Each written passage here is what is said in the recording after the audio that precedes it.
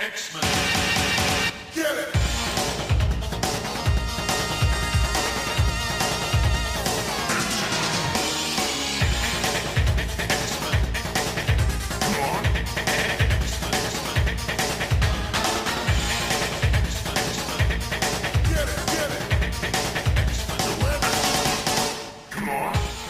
Hey everyone, and welcome to Battle of the Atom.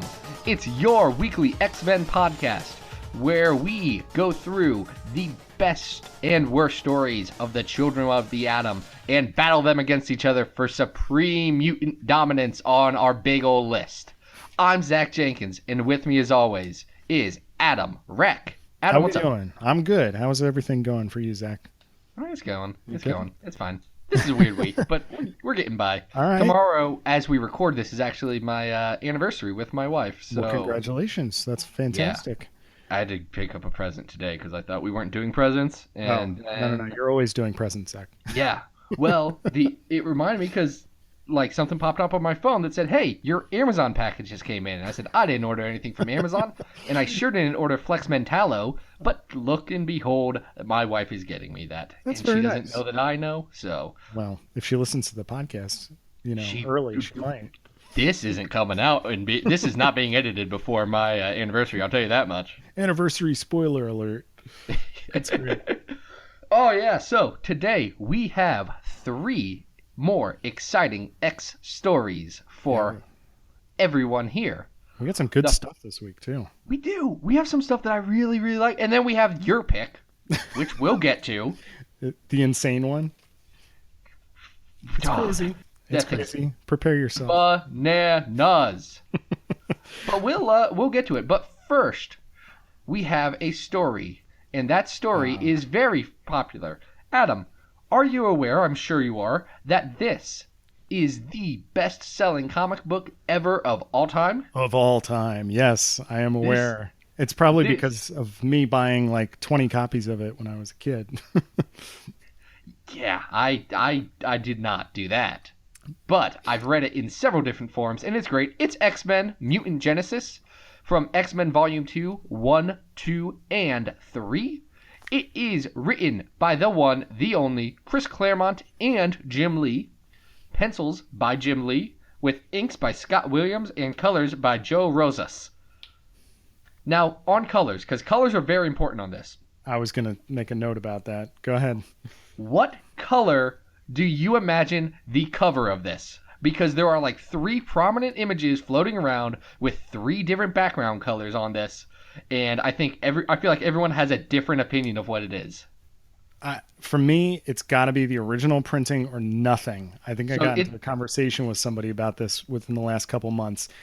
There are multiple recolored versions of these issues, of these trades, and none of them work for me. None of them. It's got to be the original colors, or it just takes me out of the story.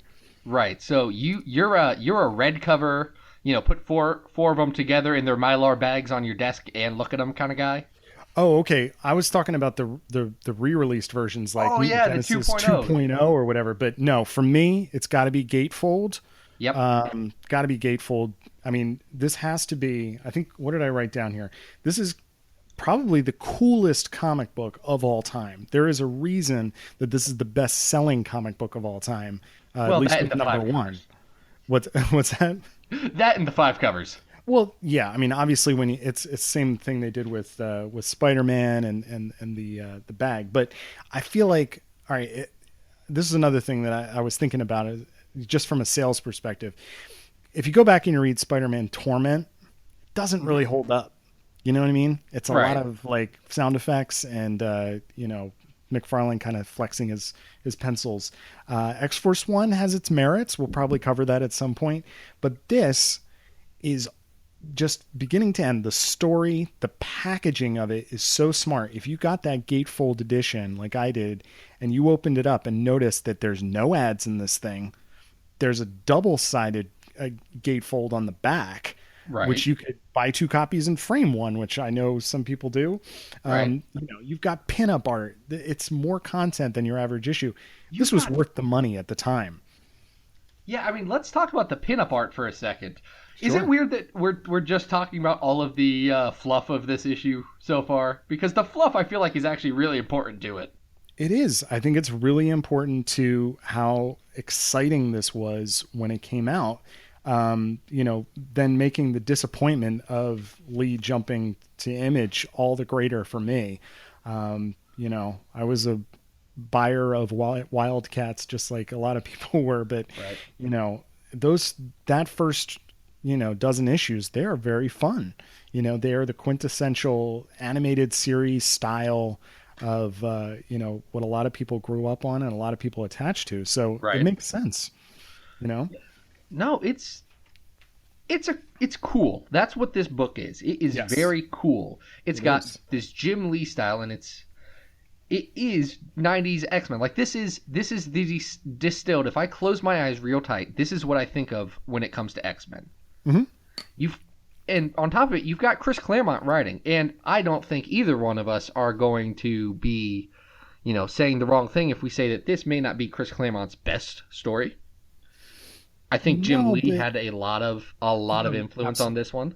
Yeah, I mean that's always the story, right? Is that when Lee jumped in, wasn't happy with the direction of the book. He didn't like that there really wasn't a team, and was interested in bringing it back to like this core, superhero aesthetic. The Yeah. redesigns come in here, for better or for worse. I think, when Lee draws the redesigns of the costumes, they look great. Yes. When other people draw them for the next 20 years, it's a little iffy, right? It depends, yeah. It But sure yes, does. Lee makes him look the best. Yeah. But in defense of Claremont's story here, I think it's an interesting pitch, for a restart. It it is extremely problematic for the what happens next, and for what the lingering effects of this are, because they shape where the entire franchise goes for a very very long time, and those ways are not always really positive. Right. Taken by itself in the bite-sized chunk of just 3 issues, I like the fact that, okay, we're getting a weird Magneto story that draws from one of the most obscure parts of continuity, the baby storyline with McTaggart. Right. Um, The fact that so Magneto got turned into a baby back in Defenders 16 is uh, important to this. right, Defenders right. 16, not So X-Men. here you are. You're brand new to the book, right? There's so many people that bought this book without being an X-Men reader first, or being a lifelong fan, whatever it is. And even it doesn't matter if you're a hardcore fan or if you're just a newbie, you probably had no idea what this was. What is this subplot that's going on here, that is vital to the story. But yeah, I think the story has some weird beats in it. I think it's odd that the entire team or the entire blue team gets brainwashed at the end of issue 2, and then the green gold team, they they brought those color codings back recently. I should know that better. Get with your branding. I Resurrection. know. Hashtag resurrection. Resurrection. It's a Resur- very prominent X. Resurrection. Yes, yes, that's about right. But I think I don't know. I don't. To me, I don't think the story hits well. I think it's carried a lot by the art. I think Claremont is doing a lot of good stuff with it. I think he's getting there, but you can tell this is a guy who's been doing this for 17 years, and he knows he's done. He wants to tell something serviceable, and Yeah. I mean, to me, I think this is very much Jim Lee's book. I think Hmm. Jim Lee does a good job. Like, there's a reason Jim Lee's one of the biggest guys in comics, Yeah, and he's this book does a lot extremely for that. smart. Yeah, He knows what he's doing. There's a reason that not only is there this comic, but like somewhere in a drawer upstairs, I have the trading card series where he drew every single card, even the holograms. Like he's extremely intelligent about marketing, about style, about, what people like. And I've read this a million times, and I don't get tired of it. right. Is it peak Claremont? No. We know that he's, in retrospect, he's on his way out. Um, and it shows a little bit, but it's still a very, very enjoyable book. Yeah, I like it. I do think for me it's a bit more style over substance, but it's really good style. Yeah, and the other negative, which I would say, I mentioned this earlier, but there's the fallout from what this is. The fact that we have to sift through a decade's worth of how many X-Men books coming out in a single year. It numbers in the hundreds. And then some of the concepts that come out of this story, like, the Acolytes are around for way too long. I'm not a fan of them as characters. I was never a fan of Fabian Cortez. Fabian Cortez. This leads to Exodus. This leads to Joseph. Ideas that kind of everything seems to feel like it needs to go back to this. Fatal Attractions needs to be the sequel to this. So there is some negative to it, but I got to say it holds a very good place in our heart. Should we think about where it should go on the list? We should think about where it should go on the list. Okay. Now, let's see. About our halfway point right now, we have 9 stories on the list. Yeah. Number 5 is Excalibur Mojo Mayhem, which is a story that's driven by a lot of fun, a lot of Art Adams, but is a little bit fluff. Yes, and filled with meta industry references, right? Right. All right. Above that is Giant Size X-Men number 1. Yeah, this is better than that.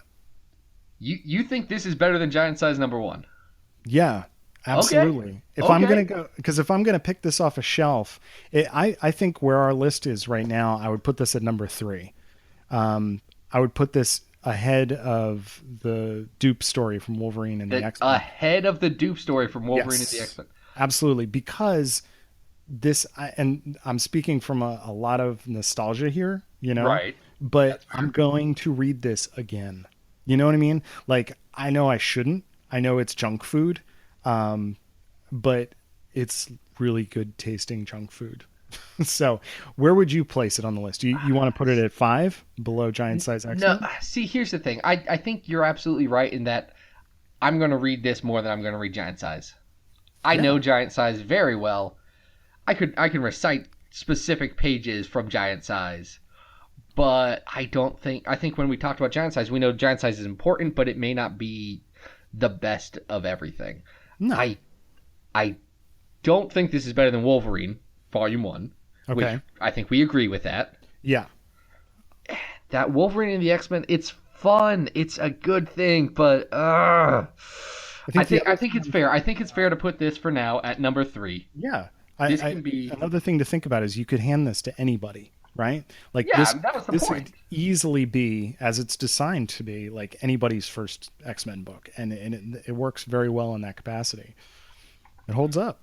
All right. So, at number 3 on our list, X-Men numbers 1 through 3, Mutant Genesis. Nice. That's a good entry. Our next book on this list is a more recent title. And could not be more different, I think. Could not be more different. This is... Oh, before we get to that. In fact, I will just edit this from the end of that. I want to let everyone know that Mutant Genesis got added to this list thanks to Patreon supporter Jeff Robert, who donated to our generous Patreon for this website and podcast and all of this stuff to get Mutant Genesis bumped up to the top to get it ranked. So thank you, Jeff. See, I'm not the only one that likes this. Yeah, right. There are dozens of us. No, actually, I got the stats back from the first episode. And you guys, I do want to say thank you for listening because you impressed me. I did not expect this many people to want to listen to it, and they did. So, thank you. Are you still there, Adam? Because I just got. It gave me a little error message, but we're good. We're good. Are you still hearing me? Yeah, Zencaster does stuff like that for every once in a while. Okay. But yeah, so let's give me a second, and we will be cutting all this out, and I am just working my mouth up to saying the right words. Deep breath. Sorry. Oh man, freak! I just hit all of my computer and made a big noise as I was saying things. The next book on our list is a recent one. This is X-Men Worst X-Men Ever 1 through 5. This came out in 2016. It was written by Max Bemis with pencils by Michael Walsh and pencils and inks by Walsh and colors by Ruth Redmond. Now, let me ask you, Adam, I know you are a bit older than I am. What do you know about Max Bemis? Nothing. Okay. So Max Bemis is a comic book writer. But Really? yes, in fact. But more than that, Max Bemis is the songwriter, guitarist, and frontman for the band Say Anything, who was an emo band that was very influential when I was 13. Oh, I didn't know that. That's interesting. Yeah. Their album, ... is a Real Boy, is a game-changing album that got me through a lot of weird, rebellious stuff in my teens, and oddly holds up when a lot of the music I listened to then didn't. And he wrote a really good X-Men book. Oh, man, this is awesome. I Yeah. love this book. This is the story of Bailey Hoskins, who is the worst X-Man ever. He's just a regular, everyday, normal kid who finds out that he has the mutant ability to blow up. Yep. Once. Just once. Just the one time. That's it. Just the one time. And it does a best of the X-Men as world as he's going through meeting people, trying to find his place, jumping to different teams, seeing where he fits, trying to work his way around the social structure of the X universe. It's a delightful book. Yes, and also a withering criticism as you go through. There is some wonderful meta commentary here about the teams and individual characters, and it goes from beginning till the very last page. It's a wonderful, wonderful book. Well, and for me, it came out at the right time because this came out beginning of 2016. This was at the start of the all new, all different era. The Terrigen Mist stuff was going on. Right. And this book needed to happen.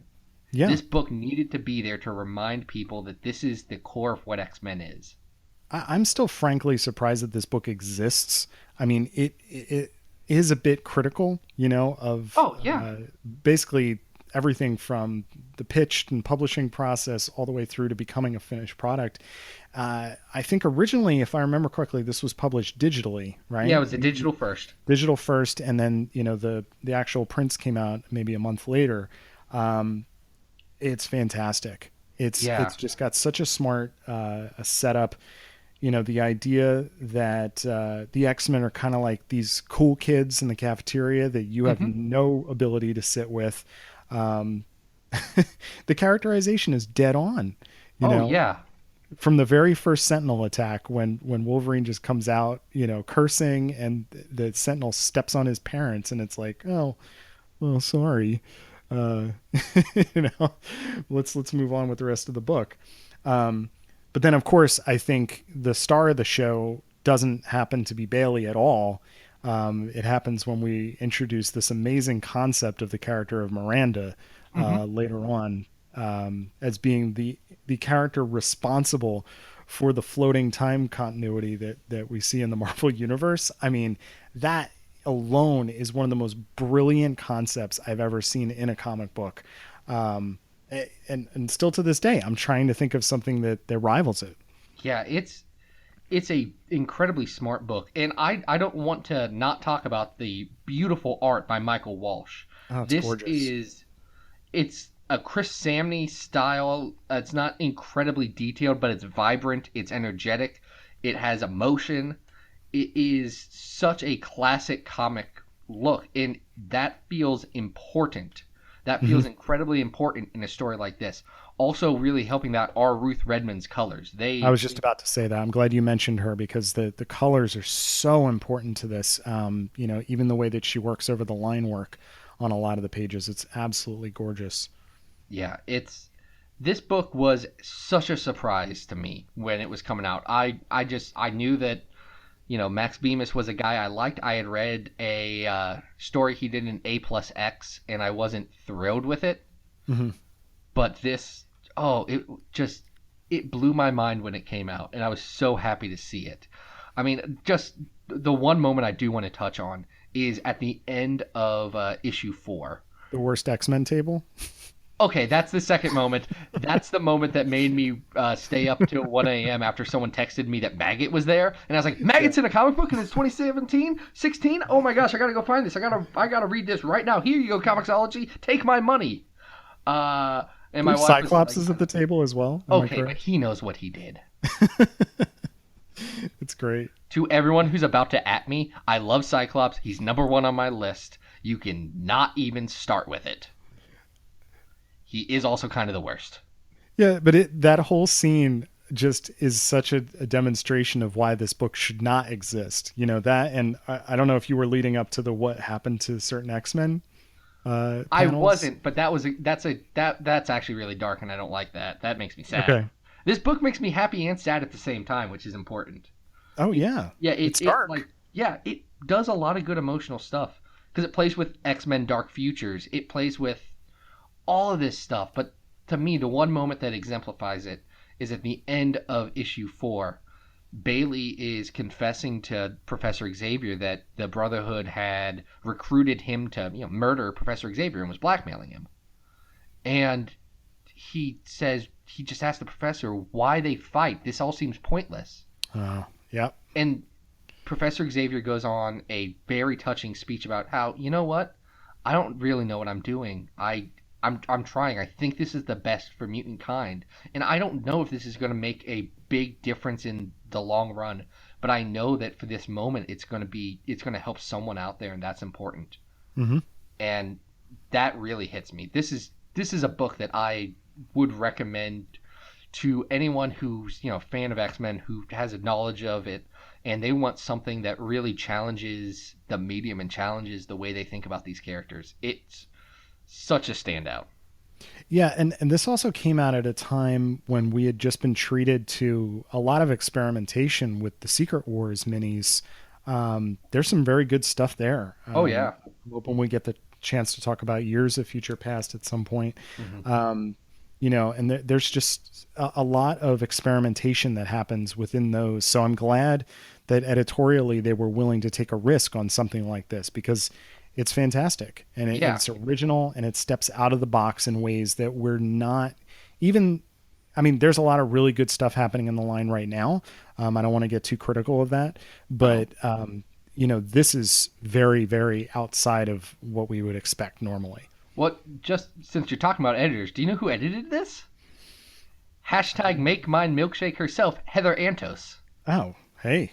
Make mine milkshake as well. Or, as she may be better known for something similar to this, Gwenpool. Yep. She's the editor for Gwenpool, which is playing around with a lot of these concepts.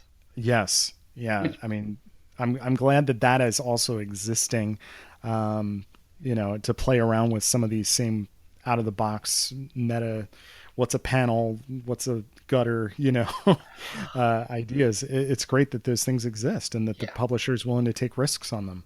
Yeah, this is good. Now, here's the question. A similar book on our list already is Wolverine and the X-Men 17, the one with Dupe. Mm-hmm. I think this is better than that. What's your thoughts? I absolutely think it's better than that. Yeah, and that's a good issue. I actually think it's better than Mutant Genesis in my eyes, and I love Mutant Genesis. I thought we were going to fight about that, but it's better than Mutant Genesis. Is it better than Miller and Claremont's Wolverine? I want to say no. And the reasons why, just a lot of it comes down to, one, that Claremont Miller Wolverine is so iconic. It means so much. Like, I said something on Twitter last week that there are two important stories that make Wolverine Wolverine. One is the Miller Claremont Wolverine, and the other is the "Okay, Bubs, you had your shot, now it's my turn" issue in Dark Phoenix Saga. Dark Phoenix. That's Wolverine in a nutshell. It is those two things, and every other Wolverine story comes from that. And I think that while Worst X-Man Ever is incredibly good, I don't think it reaches those heights. No, and I also don't, just to give it its credit, something like Worst X-Man Ever couldn't exist without the explosion of love for X-Men in the 90s that Mutant Genesis created Yes. in the animated series. However, just from an aesthetic point of view, from a writing point of view, it's a better book. Yeah. I just think it's taking more risks. It's more interesting stylistically. So I think it should go at number 3. I think that's perfectly fair. So our new number 3 is X-Men, Worst X-Man Ever. Awesome. Nice. Our last Okay. book for the week. This one's not for the weak. This one's on you, Adam. You chose this one. You chose the New Mutants Summer Special from the summer of 1990. It is an 80-page Vidit's Delight. Oh man. And as the cover says, it is bonkers. Oh my. In every sense of the word. I'm Let's not even start- sure how to talk about this. Do we want to try and give a quick synopsis of what the plot is? I think there's 2 names that make this, and this is an Ann Nesenti book. Right. And look, I know there are people who only know Ann Nesenti from the New 52. Ann Nesenti's a really good writer. Yeah. I haven't read her New 52 stuff. I am inclined to believe that it's not great. Ann Nesenti's a good writer, though. She's also kind of bonkers and maybe a little on the nose when it comes to messages. Oh, so on the nose. Like inside your nose. Yeah, she's not subtle. And then the art is by Brett Blevins, who's known a lot for New Mutants and has a very cartoony style. Colors on this were by Greg Wright, but no offense, Greg, I don't know you. I assume you're very good at coloring. Because the colors in this book are good, but they aren't the part that sticks with me. Adam, I'd like you to describe for our readers, listeners, whoever, what is this thing? All right. So I'm going to try and do this as simply as possible. 4 members of the New Mutants, Sunspot, Wolfsbane, Boom Boom, and Warlock, basically get sucked into TV. And there is a withering criticism of the world, its politics, the way that the media covers things. There's a subplot involving a polluted river, and then a variety of different strange characters and creatures that they meet along the way until eventually they come out the other side. And I'm assuming there's supposed to be some sort of overriding message here. I'm not sure what that is. I think Nesenti thinks that television is bad. I've gotten that far. I think she thinks the 24-hour news cycle is bad. I think she thinks all politicians are bad. And I think she thinks that sad children standing in a polluted river is a bad thing. I don't know what she means beyond that. I feel like there's got to be, at least in intention, some more nuance to it. What's hard about this is that, and what I love about this book, is that it is an absolute free-for-all for Blevins to just go absolutely nuts on every single page. We saw him evolve over his New Mutants run as a person who's great with expressions, with poses, with exaggerated features and all of this stuff. This is him just completely on fire. Oh, yeah. On every page. It's wondrous to watch. This is Tex Avery-esque. This is a living cartoon. His Warlock in here is fabulous, and I will always judge an artist based on how good or how bad their Warlock is. He draws a good Warlock. Yeah, I think all 4 of the New Mutants are really well depicted throughout. Boom Boom this is like classic Boom Boom. Rain is depicted wonderfully. I think one of the things that you and I have talked about in terms of what this book is, and another reason why it's just so bizarre, is that this is sort of a last hurrah for these characters. We're only really a year out from the X-Force relaunch, and here this is almost a Fallen Angels-esque kind of story where we're just departing. It really doesn't have anything to do with continuity. And there's so much conversation in the comics world right now about politics in comics, and this book fascinates me for existing. The fact that it is talking about whatever it wants, however it wants. It does not look like there's a tremendous amount of editorial oversight here. It's, hey, we've got two very talented people here. Let's let them cut loose and go nuts. It clearly isn't very, 100% cohesive and successful. Yeah. But I like that it exists. I like that things like this are out there, and that, artists and writers got to experiment and play around with, the medium. And I agree with all of that. That being said, I think that this is way more interesting than it is good. Like, sure. I mean, this was my first time reading it for the podcast. Mm-hmm. And I just had to sit down and say, what is this? What am I reading? How does this exist? I'm so confused. What's happening? The plot doesn't make sense. There's a lot of in-your-nose political allegory going on here. It's just bananas. I don't understand this book. I thought it looked very nice. I thought there were a lot of good ideas. But maybe I'm wrong, but it was too abstract for me. Like, there's a certain level of plot, not continuity, cohesiveness.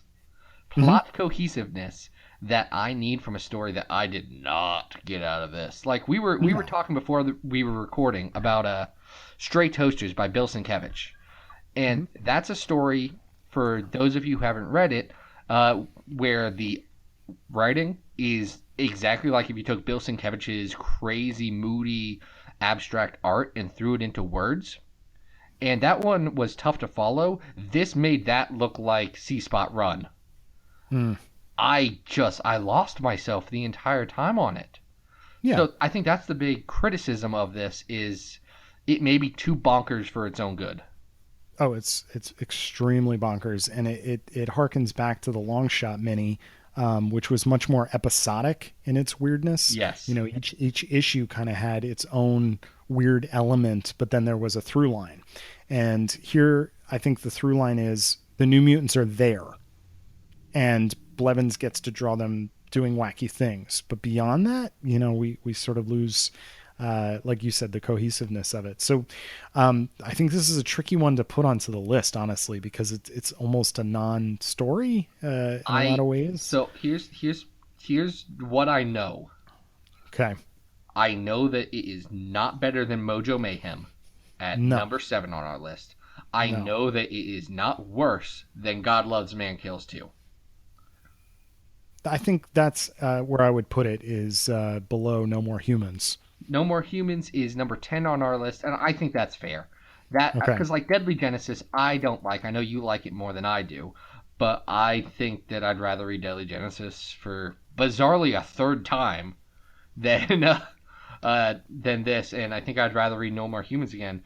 So our new number 11 on the list is the New Mutants Summer Special. What's that thing where you parentheses things? Parenthesis the bonkers PV one. Yeah. PV one. Keyword bonkers. Oh yeah. But as bonkers as that was, that does it for this episode. I think we found some good stories and we got them on a good list. If you enjoyed everything we did on the podcast, or you want to get one of your stories added to this list, you can do one of two things. One, go to XavierFiles.com and go find the request page, which is up on the menu bar. Click it and request any story you want. But if you want that story to reach the very tippity top of our to-do list, you can go to patreon.com/XavierFiles and donate as little as $2 to get onto the Battle of the Atom list. You also get a bunch of fun little things that you can go to the Patreon to find out, and it supports everything that happens on this show. So there's that. Beyond that, if you want to see more about what we do, you can find me at Xavier Files, where I do weekly articles about cool X-Men things, and on the Twitter at Xavier Files. And Adam Reck, where can people find you? You guys can go to adamreck.tumblr.com if you want to read my webcomic, Bish and Jubes. And you can also follow me on Twitter at Arthur Stacy. Yeah. So that does it.